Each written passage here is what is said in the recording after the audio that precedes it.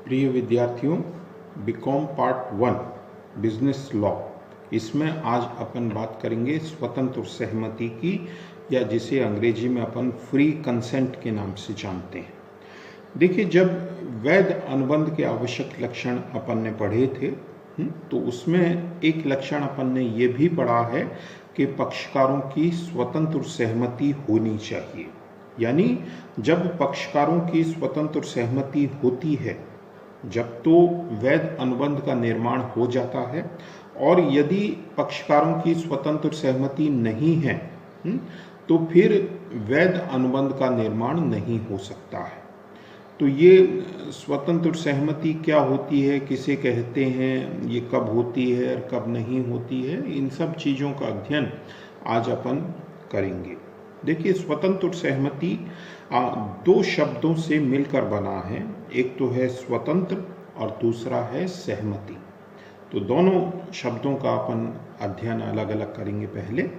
तो पहले बात आती है सहमति की, या जिसको अंग्रेजी में अपन कंसेंट के नाम से जानते हैं। तो देखिए, वैसे तो सहमति का अर्थ अपन सामान्य बोलचाल में ये लगाते हैं कि जब कोई व्यक्ति सहमत हो जाता है, यानी स्वीकार कर लेता है, कोई बात को मान लेता है, तो उसे ही हम सहमति कहते हैं। लेकिन कॉन्ट्रैक्ट एक्ट में सहमति को इससे थोड़ा सा विस्तार से बताया गया है। कॉन्ट्रैक्ट एक्ट ये कहता है कि दो या दो से अधिक व्यक्तियों की सहमति उसी समय मानी जाती है जब दोनों पक्षकार एक ही बात पर एक ही भाव से सहमत होते हैं। भाव से मतलब है इंटेंशन, यानी दोनों के मन के भाव भी एक समान होने चाहिए। यानी सिर्फ हाँ कह देना या सिर्फ किसी बात को स्वीकार कर लेना, किसी बात को मान लेना सहमति नहीं माना जा सकता है, जब तक कि दोनों पक्षकारों के मन के भाव भी एक समान होने चाहिए। यानी एक पक्षकार मान लीजिए कुछ समझकर किसी बात को सही मानकर सहमति दे रहा है, और दूसरे पक्षकार के मन में कोई दूसरी बात है और वो उसको मानते हुए सहमति दे रहा है, तो ये कानूनी रूप से सहमति नहीं है। क्योंकि एक पक्षकार के मन में अलग बात है, अलग धारणा है, और वो उस आधार पर सहमति दे रहा है। दूसरे पक्षकार के मन में अलग बात है, अलग धारणा है, और वो उसको मानते हुए सहमति दे रहा है। तो ये सहमति नहीं होती है। तो सहमति वही है जहां दोनों पक्षकारों के मन के भाव एक समान हो। यदि मैं मान लीजिए अपनी 2 साइकिलों में से एक साइकिल बेचने के संबंध में प्रस्ताव रखता हूं, तो सहमति जब ही मानी जाएगी जब मैं भी ये मानकर चल रहा हूं कि मैं अपनी पुरानी साइकिल बेच रहा हूं, और दूसरा पक्षकार भी उस पुरानी साइकिल के संबंध में ही अपनी सहमति दे रहा हो। ये नहीं कि मैं सोच रहा हूँ पुरानी साइकिल बेच रहा हूँ और दूसरा पक्षकार ये सोच रहा है कि मैं अपनी नई साइकिल बेचना चाह रहा हूँ, और वो उसको खरीदने के संबंध में सहमति दे देता है। तो ये सहमति नहीं है। अब बात आती है स्वतंत्र सहमति की, या जिसको अपन फ्री कंसेंट के नाम से जानते हैं। तो देखिए, कॉन्ट्रैक्ट एक्ट ये कहता है कि जब कोई भी सहमति 5 चीजें बताई गई हैं, उन 5 में से किसी से भी प्रभावित हो जाती है तो वो स्वतंत्र सहमति नहीं कहलाती है। अब ये 5 चीजें कौन कौन सी हैं?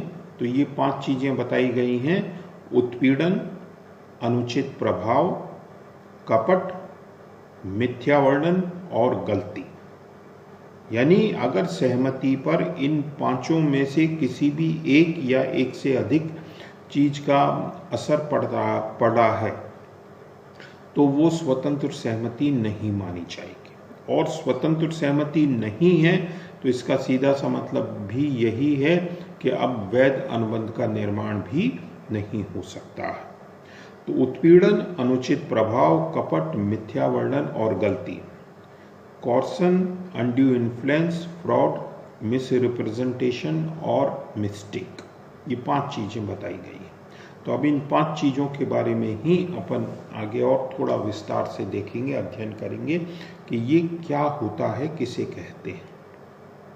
देखिए, इसमें सबसे पहले आता है उत्पीड़न। उत्पीड़न, या इसको अंग्रेजी में अपन कहते हैं कॉर्सन।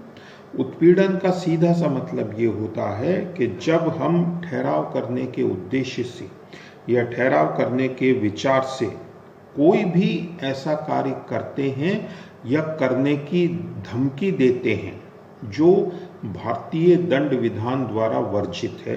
भारतीय दंड विधान, इंडियन पेनल कोड, या संक्षेप में अपन जिसको आईपीसी के नाम से जानते हैं, यानी भारतीय दंड विधान द्वारा वर्जित कोई भी कार्य करना या करने की धमकी देना उत्पीड़न के अंतर्गत आता है। इसी तरह से किसी पक्षकार को मारना, पीटना, डराना, धमकाना, ये सब चीजें उत्पीड़न का भाग है, उत्पीड़न का हिस्सा है। इसी तरह से किसी व्यक्ति की संपत्ति को अवैध रूप से रोकना या रोकने की धमकी देना उत्पीड़न का पार्ट है, उत्पीड़न का हिस्सा है। यानी जब आप दूसरे पक्षकार को डरा धमकाकर, मार पीट कर उसको मजबूर कर दें कि वो अपनी सहमति दे, तो वो चीज सरल शब्दों में हम यूँ कह सकते हैं कि उत्पीड़न का पार्ट है। और उत्पीड़न होने का असर, प्रभाव यही है कि अब वैध अनुबंध का निर्माण नहीं हो सकता है, क्योंकि अब जब दूसरा पक्षकार अपनी सहमति दे रहा है तो उसकी सहमति स्वतंत्र कहाँ रही। आपने उसको मजबूर कर दिया, आपने उसको डरा दिया, आपने उसको मारा पीटा, आपने उसकी संपत्ति को रोक लिया, और आप उससे कह रहे हैं कि या तो सहमति दे, नहीं तो मैं तेरी संपत्ति नहीं दूंगा। तो वो डर के मारे अपनी सहमति दे रहा है, तो ये सहमति जो है वो उत्पीड़न से प्रभावित मानी जाती है। तो ये कॉर्सन का अर्थ हुआ। देखिए, हम उत्पीड़न का प्रयोग क्यों करते हैं? तो हमारा उत्पीड़न का प्रयोग करने का मकसद या उद्देश्य यही होता है कि हम दूसरे पक्षकार के साथ ठहराव करना चाहते हैं, यानी हम उसके साथ ठहराव करने की मंशा रखते हैं और हम एक तरह से उत्पीड़न के माध्यम से उसको बाध्य करना चाह रहे हैं, मजबूर करना चाह रहे हैं कि वो अपनी सहमति प्रदान करे। फिर दूसरी बात उत्पीड़न में कि ठहराव जो है वो उत्पीड़न के कारण हुआ हो, ये चीज भी जरूरी है। यानी दूसरे पक्षकार ने जो अपनी सहमति दी है, उस सहमति में उत्पीड़न होना भी चाहिए। जैसे उदाहरण के तौर पर मान लीजिए एक व्यक्ति है, उसके पास एक पुरानी साइकिल है और वो उसको बेचना चाहता है, और वो मान लीजिए मेंटली इस बात के लिए सहमत है कि अगर कोई भी व्यक्ति मुझे 500 रुपये दे दे तो मैं इस साइकिल को बेच दूंगा। अब एक व्यक्ति, अनजान व्यक्ति उससे कहता है कि या तो तू अपनी साइकिल मुझे 700 रुपये में बेच दे, नहीं तो मैं तुझे मारूंगा।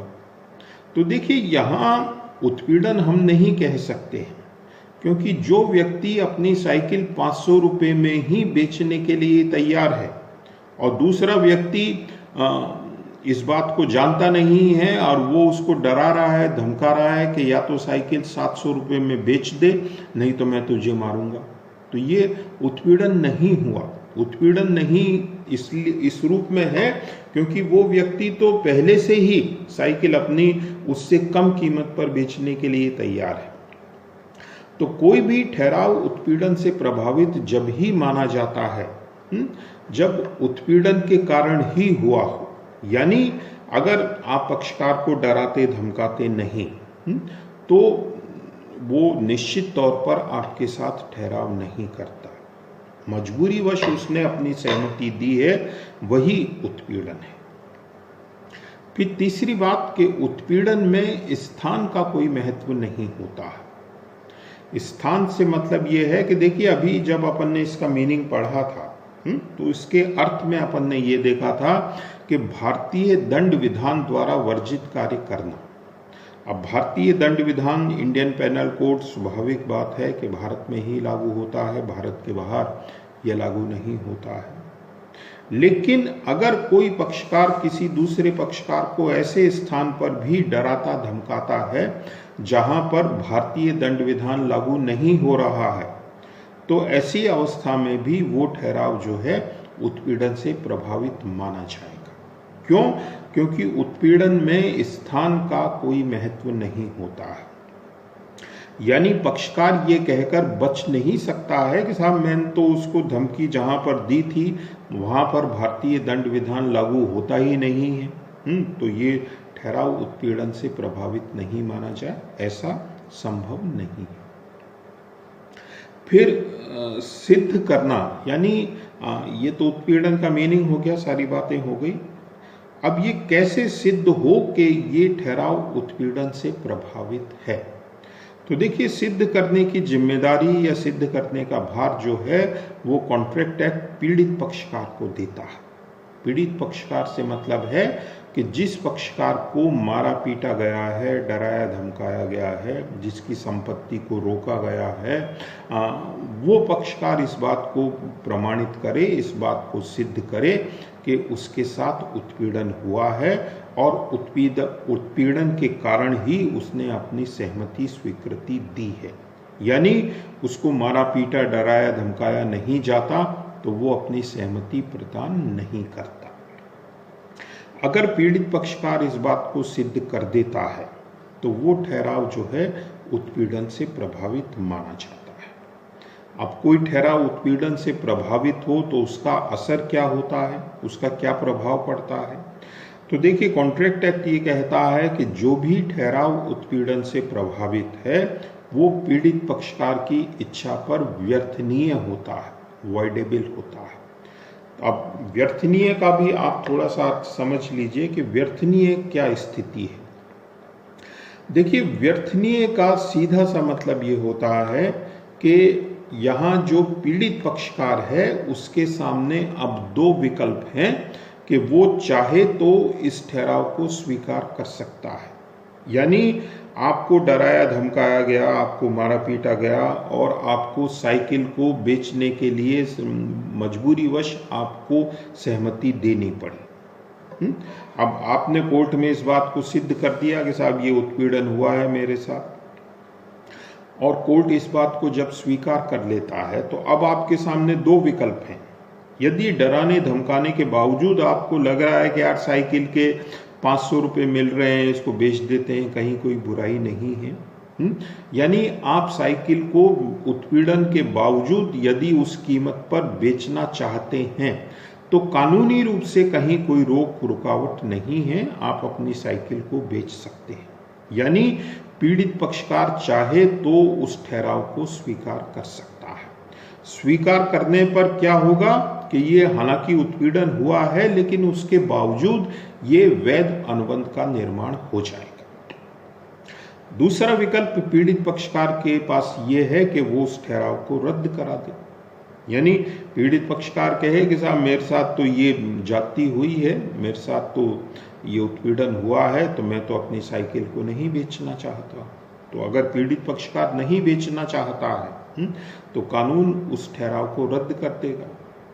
तो कुल मिलाकर बात क्या हुई कि व्यर्थनीय का मतलब ये हुआ कि जहां ऑप्शन विकल्प पीड़ित पक्षकार के पास हैं कि वो चाहे तो उसको स्वीकार कर ले, मान ले, स्वीकार कर लेता है तो वैध अनुबंध का निर्माण हो जाता है, और पीड़ित पक्षकार यदि उसको स्वीकार नहीं करता है तो यही ठहराव जो है वो व्यर्थ ठहराव में कन्वर्ट हो जाता है। यानी जो भी व्यर्थनीय है वो आगे चलकर या तो वैध अनुबंध बनेगा या व्यर्थ ठहराव में कन्वर्ट होगा। ये आगे चलकर किस में कन्वर्ट होगा, ये पीड़ित पक्षकार के पास विकल्प है कि वो जैसा चाहे वैसा कर सकता है। स्वीकार कर लिया तो अनुबंध का निर्माण हो गया और स्वीकार नहीं किया तो व्यर्थ हो गया। दूसरे पक्षकार से हम इस संबंध में कुछ भी नहीं पूछते हैं, कुछ भी नहीं जानते हैं। तो जो भी ठहराव उत्पीड़न से प्रभावित होता है वो पीड़ित पक्षकार की इच्छा पर व्यर्थनीय होता है, वॉइडेबल होता है। तो स्वतंत्र सहमति में आज पहले पॉइंट यानी उत्पीड़न के संबंध में अपन ने अध्ययन किया।